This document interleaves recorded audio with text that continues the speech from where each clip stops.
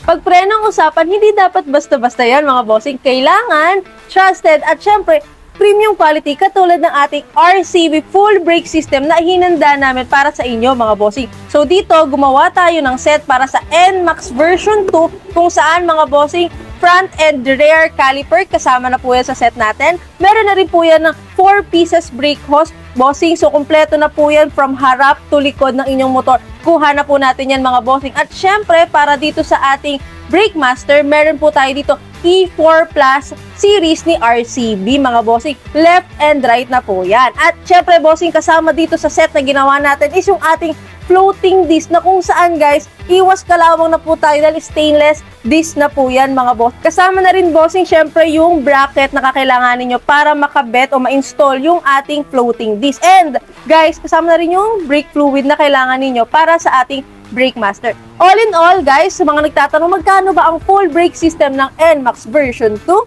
18,710 pesos mga bossing. Kaya naman kung gusto ninyong umiscore ng full or straight RCB brake system, punta lang kayo dito sa Road Kids Motor Parts. And syempre, nag-i-install na rin tayo dito mga bossing. Kaya naman, ano pang hinihintay nyo? Let's go!